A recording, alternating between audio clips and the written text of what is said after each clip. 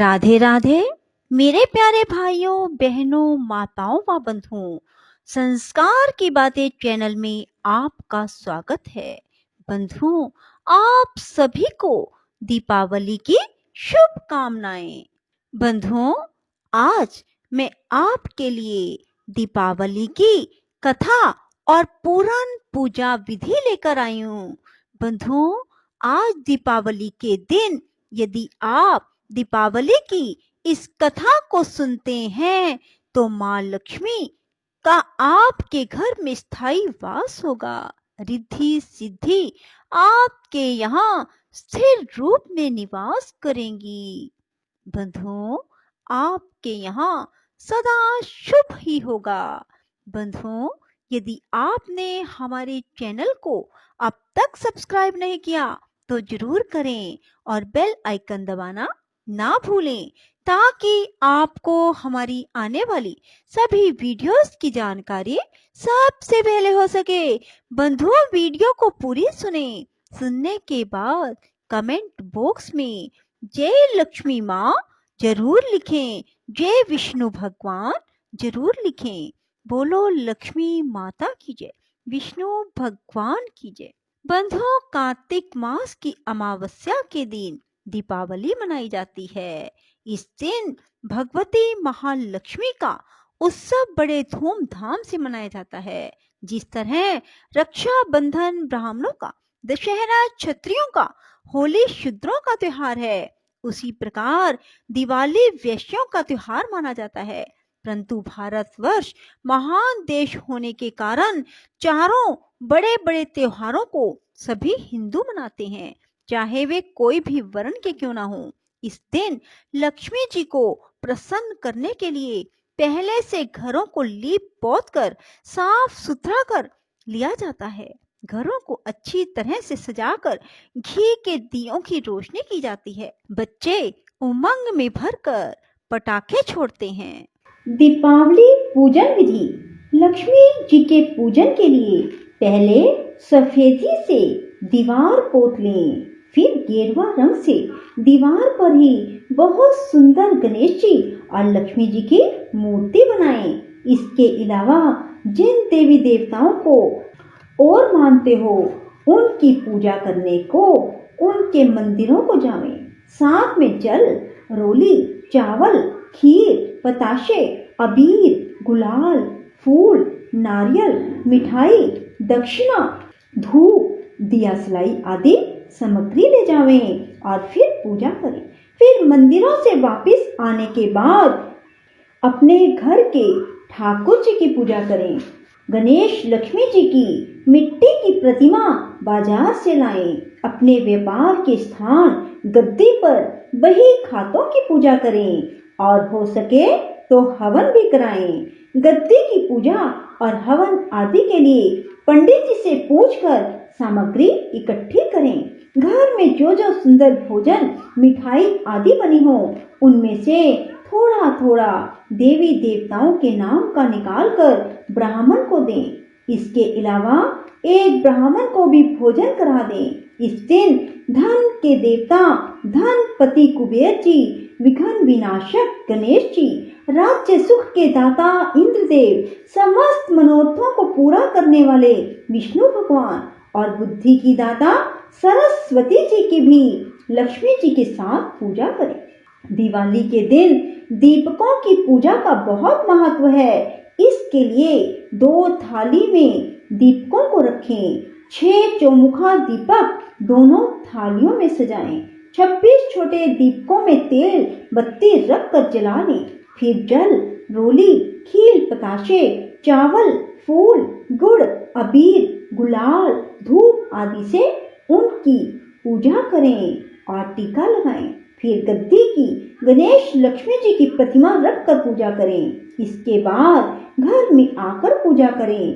पहले तो पुरुष पूजा कर लें, फिर स्त्रियां पूजा करें। पूजा करने के बाद दीपकों को घर में स्थान स्थान पर रख दें। 1 चौमुखा और 6 छोटे दीपक गणेश लक्ष्मी जी के पास रख दें। स्त्रियां लक्ष्मी जी का व्रत करें। इसके बाद जितनी श्रद्धा हो उतने रुपए बहुओं को दें। घर के सभी छोटे माता पिता सभी बड़ों के पैर छुएं और आशीर्वाद लें।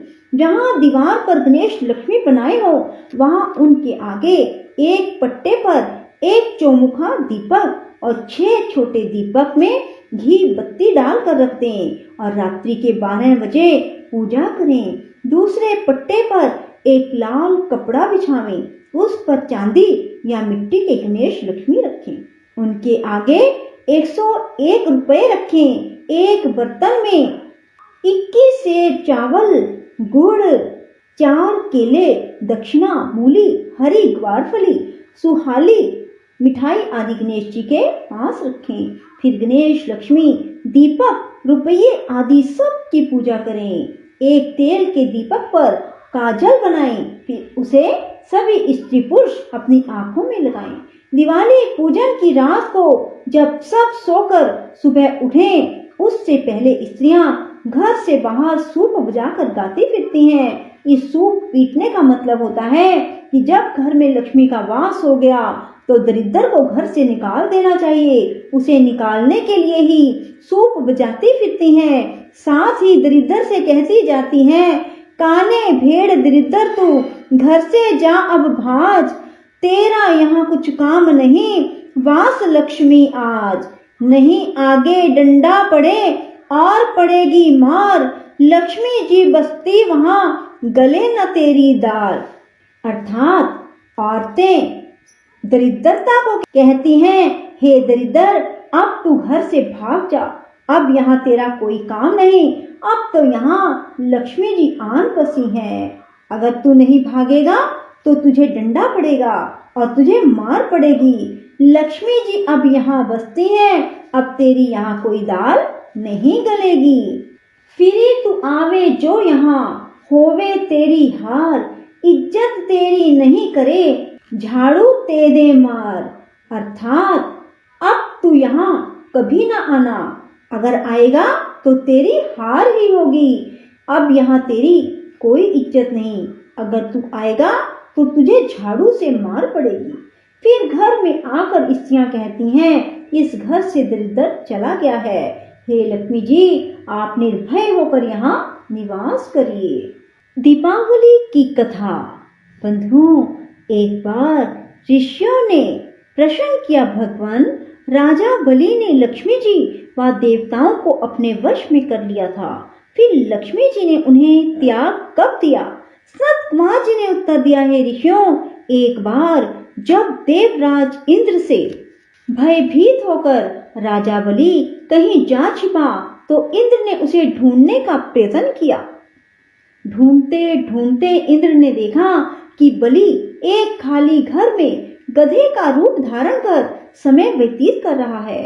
इंद्र के वहां पहुंचने पर बलि से उसकी बातचीत होने लगी। बलि ने इंद्र को तत्व ज्ञान का उपदेश देते हुए काल समय की महत्ता समझाई। देवराज इंद्र और दैत्यराज बलि में बातचीत चल रही थी कि उसी समय दैत्यराज के शरीर से अत्यंत दिव्य रूप वाली स्त्री निकली। उसको देख इंद्र ने पूछा, हे दैत्यराज, तुम्हारे शरीर से निकलने वाली यह आभा युक्त स्त्री देवी है अथवा आसुरी या मानवी? राजा बलि ने उत्तर दिया, राजन यह देवी है, न आसुरी न मानवी। यदि तुम इसके संबंध में अधिक जानना चाहते हो फिर इसी से पूछो। इतना सुनकर इंद्र ने हाथ जोड़कर पूछा, देवी तुम कौन हो? दैत्यराज का परित्याग कर मेरी ओर क्यों बढ़ रही हो? मंद मंद मुस्कुराती हुई यह शक्ति रूपा स्त्री बोली, हे देवेंद्र, मुझे ना तो दैत्यराज प्रहलाद के पुत्र विरोचन जानते हैं, ना उनके पुत्र बलि। शास्त्रवेता मुझे दुस्सह, भूति और लक्ष्मी के नामों से पुकारते हैं, परंतु तुम तथा अन्य देवगण मुझे भली प्रकार नहीं पहचानते। इंद्र ने प्रश्न किया, हे देवी, जब इतने दीर्घ काल तक आपने दैत्यराज में वास किया है तो फिर अब इनमें ऐसा कौन सा दोष उत्पन्न हो गया जो इनका परित्याग कर रही हो। साथ ही यह भी बताने की कृपा कीजिए कि आपने मुझ में ऐसा कौन सा गुण देखा जो आप मेरी ओर अग्रसर हो रही हैं। लक्ष्मी जी ने उत्तर दिया है, अरे मैं जिस स्थान पर निवास कर रही हूँ उस स्थान से मुझे धाता विधाता नहीं हटा सकता, क्योंकि मैं सदैव समय के प्रभाव से ही एक को त्याग कर दूसरे के पास जाती हूँ। इसलिए मेरा तुमसे कहना है कि तुम बलि का अनादर ना करते हुए आदर की दृष्टि से उसका सम्मान करो। इंद्र ने पूछा, देवी कृपा करके यह बताइए कि अब आप असुरों के पास क्यों नहीं रहना चाहती। लक्ष्मी जी बोली, मैं उस स्थान पर रहती हूँ जहाँ सत्य, दान, व्रत, तप, पराक्रम तथा धर्म रहते हैं। इस समय असुर इससे परामुख हो गए हैं। पूर्व समय में यह सत्यवादी, जितेंद्रिय तथा ब्राह्मणों के हितैषी थे, परंतु अब यह ब्राह्मणों से द्वेष करने लगे हैं, झूठे हाथों घृत छूते हैं, अभक्ष्य भोजन करते हैं, साथ ही धर्म की मर्यादा तोड़कर विभिन्न प्रकार के मनमाने आचरण करते हैं। पहले ये उपवास एवं तप करते थे, प्रतिदिन प्रातःकाल सूर्योदय से पूर्व जागते थे और यथा समय सोते थे, परंतु अब यह देर से जागते और आधी रात के बाद सोते हैं। पूर्व काल में यह दिन में शयन नहीं करते थे, दीन दुखियों, अनाथ, वृद्ध, रोगी, शक्तिहीनों को नहीं सताते थे, उनकी अन्न आदि से हर प्रकार की सहायता करते थे। पहले ये गुरुजनों के आज्ञाकारी सभी काम समय पर किया करते थे। उत्तम भोजन बनाकर केवल अकेले ही नहीं खाते थे, वरन पहले दूसरों को देकर बाद में स्वयं खाते थे। प्राणी मात्र को समान समझते हुए सरलता, चतुरता, सौहार्द, उत्साह, निरअहंकार, सत्य, क्षमा, दया, दान, तप एवं वाणी में सरलता सभी गुण विद्यमान थे। मित्रों से प्रेम व्यवहार करते थे, परंतु अब इनमें क्रोध की मात्रा अधिक बढ़ गई। साथ ही आलस्य, निद्रा, अप्रसन्नता, असंतोष, कामुकता, विवेकहीनता आदि दुर्गुणों की एकता बढ़ गई। अब इनकी सभी बातें नियम विरुद्ध होने लगी। बड़े बूढ़ों का सम्मान, आज्ञा पालन न कर उनका अनादर करते हैं। गुरुजनों के आने पर आसन छोड़कर खड़े नहीं होते। संतान का शास्त्रोक्त विधि से भली प्रकार पालन पोषण नहीं करते। इन सब कारणों से शरीर व चेहरे की कांति क्षीण हो रही है। पर स्त्री गमन, पर स्त्री हरण, जुआ, शराब, चोरी आदि दुर्गुण अधिक आ जाने के कारण इनकी धार्मिक आस्था कम हो गई है। अतः हे देवराज इंद्र, मैंने निश्चय किया है अब इनके घर में वास नहीं करूंगी। इसी कारण मैं दैत्यों का परित्याग कर अब तुम्हारी ओर आ रही हूँ। इसलिए तुम प्रसन्नता पूर्वक अंगीकार करो। मेरा जहाँ पर वास होगा वहां पर आशा, श्रद्धा, धृति, शांति, जय, क्षमा और विजित, संगीत ये 8 देवियां भी निवास करेंगी, क्योंकि तुम देवों में अब धार्मिक भावना बढ़ गई है, इसलिए अब मैं तुम्हारे यहाँ वास करूंगी। इतना सुनकर इंद्र ने उन शक्ति रूप लक्ष्मी का हार्दिक स्वागत किया और उसी समय अन्य देवगण भी दर्शनार्थ आकर उपस्थित हो गए और विविध प्रकार से स्तुति करने के उपरांत बड़े गाजे बाजे के साथ उन्हें स्वर्ग में लिवा लाए। नंद कुमार जी कहते हैं, ऋषियों, बस उसी समय से संसार में धर्म, सुख, शांति की भावना लक्ष्मी जी की कृपा से जागृत हो गई। एक बार एक नगर में धन, ऐश्वर्य व पुत्र पौत्र आदियों से संपन्न परिवार वाला एक सेठ रहता था। लक्ष्मी जी की उस पर पूर्ण कृपा थी। धीरे धीरे सेठ की धार्मिक आस्था कम होकर लोभ की मात्रा बढ़ने लगी। एक दिन स्वयं लक्ष्मी जी ने स्वप्न में सेठ को दर्शन देते हुए कहा, सेठ, अब तक मेरी तेरे ऊपर पूर्ण कृपा रही, परंतु अब मैं तेरे यहाँ से जाना चाहती हूँ, इसलिए जो तेरी मांगने की इच्छा हो वह मांग ले। सेठ ने प्रार्थना की, हे देवी, मैं इस समय तो कुछ नहीं मांगना चाहता, प्रातः काल अपने परिवार वालों से परामर्श करके जो कुछ मांगना होगा कल मांगूंगा। आप कृपा करके कल तक मेरे यहाँ निवास करें। लक्ष्मी जी ने उनकी प्रार्थना स्वीकार कर ली और प्रातः काल होते ही सेठ ने अपने समस्त परिवार को एकत्रित करके स्वप्न का सब हाल कह सुनाया। परिवार वालों ने अपनी अपनी बुद्धि के अनुसार वर मांगने को कहा। किसी ने हीरे जवाहरात मांगने की, किसी ने भवन आदि मांगने की सलाह दी, परंतु सेठ के छोटे बेटे की बहू अत्यंत चतुर थी। उसने कहा, पिताजी, यदि लक्ष्मी जी हमारे यहाँ से जाना चाहती हैं तो फिर उनके अंगभूत हीरे जवाहरात व अन्य वस्तुएं किस प्रकार से रह सकेंगी। इसलिए मेरे विचार से आपके परिवार में आपस में प्रेम व्यवहार रहे, बस यही वरदान मांग ले।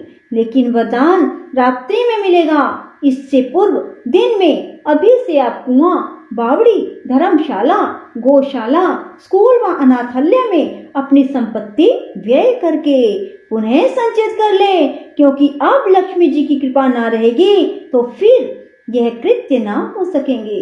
पुत्र वधू की बात सेठ को अच्छी लगी और सायंकाल तक संपत्ति का आधे से अधिक भाग धार्मिक कार्यों में लगा दिया।